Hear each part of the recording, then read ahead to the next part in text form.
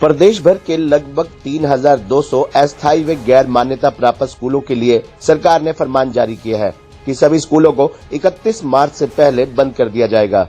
बीते रविवार सभी अस्थायी व गैर मान्यता प्राप्त स्कूलों के प्रतिनिधि नवीन जयहिंद के पास पहुंचे और फैसला लिया कि आने वाली 11 मार्च शनिवार को सुबह 11 बजे सभी प्राइवेट स्कूलों की हड़ताल करेंगे। वह रोहतक के मानसरोवर पार्क में एकत्रित होकर वहां से भाजपा के राज्य कार्यालय तक पैदल मार्च निकालेंगे। साथ ही भाजपा द्वारा जारी मैनिफेस्टो, जिसमें ये कहा गया है कि सभी अस्थायी व गैर मान्यता प्राप्त स्कूलों को मान्यता दी जाएगी, उसे लेकर भाजपा के रोहतक स्थित राज्य कार्यालय पर कूच करेंगे।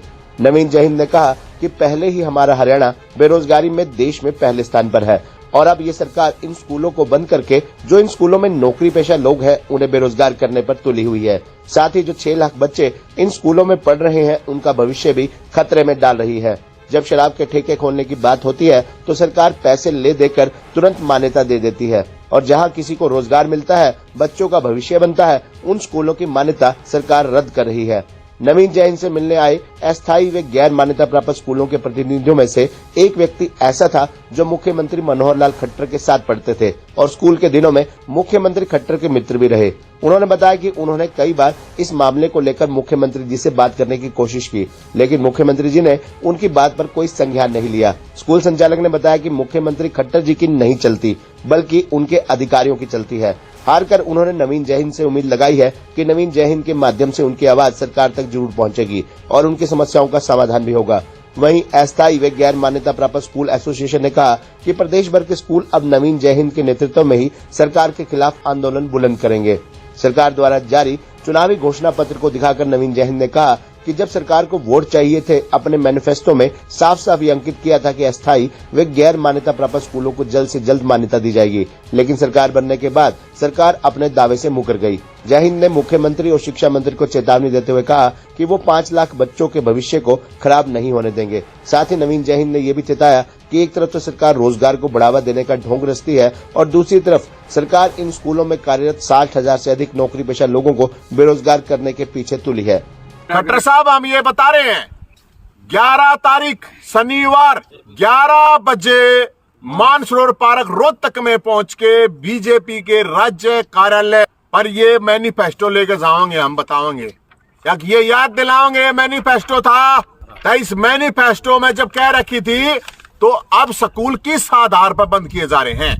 Federation of private school Haryana, जिनका नेतृत्व कुलभूषण शर्मा जी करते हैं, उनका मैं सहयोगी हूँ। आज आप नवीन जयहिंद के पास आए? आज मैं नवीन जयहिंद से उनका समर्थन, उनका सानिध्य, उनका मार्गदर्शन लेने के लिए आया हूँ, क्योंकि सरकार हमारी किसी बात को सुन नहीं रही है। हम बड़े परेशान होकर नवीन जी के चरणों में आए हैं। क्या दिक्कतें आ रही हैं?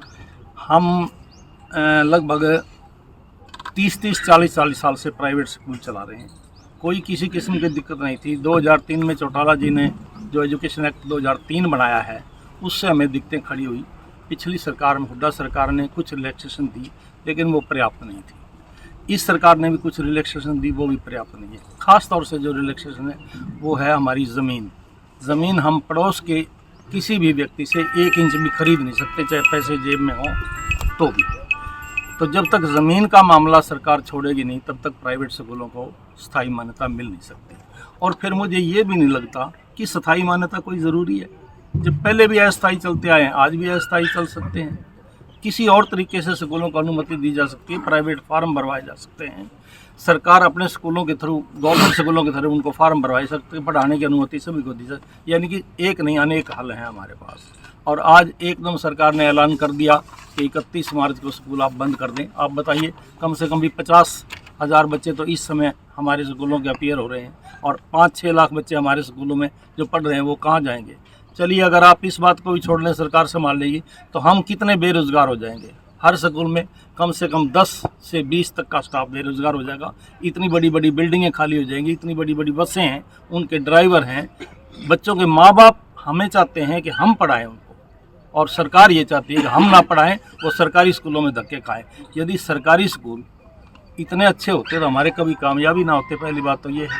और जो बड़े बड़े स्कूल हैं, जिसको आप CBSE कहते हैं, उन स्कूलों की फीसें हमारे गांव के लोग, विशेष तौर से निचले तबके के लोग प्रोवाइड नहीं कर सकते। यदि उन बच्चों को हमें शिक्षित करना हमारा उद्देश्य है, तो सरकार को ये सोचना चाहिए कि स्कूल सभी चलने चाहिए। और मुझे तो कई ये कहते हुए कोई संकोच नहीं है कि सरकार ने बेरोजगारों की फौज इकट्ठी करने का ठेका उठा लिया है, खासतौर से मनोहर सरकार।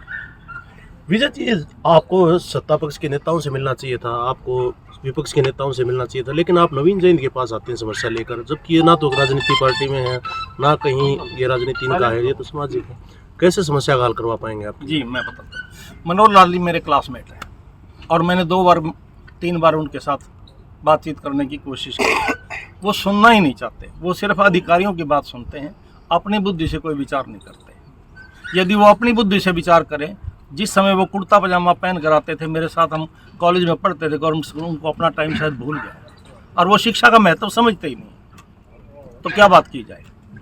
और रही आप विपक्ष की बात करते हैं, हुड्डा साहब के साथ 3 अप्रैल 2012 को हमारी मीटिंग हुई थी चंडीगढ़ में। उस समय उन्होंने लगभग समाधान निकाल दिया था, लेकिन वो हमारी गलती रही कि जिस वजह से वो समाधान हम पा नहीं सके। अब एक गलती हमारे से हुई है जो मैं स्वीकार करता हूँ।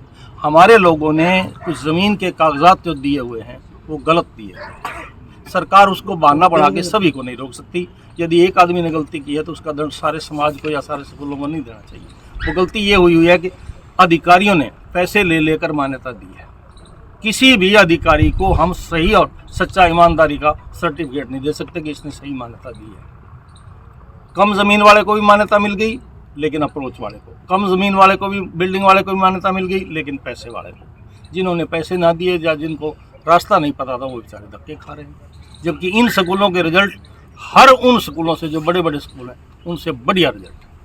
और यदि आपने प्रूफ देखना है तो ये देख लीजिए, ये फोटो निकाल लीजिए आप। मनोहर लाल जी ने खुद पिछले साल 2012 में जिन 10 बच्चों को सम्मानित किया था उसमें 2 बच्चे हमारे स्कूल के थे, 6ठे नंबर पर, हाँ 2022 2006 और 14वें नंबर।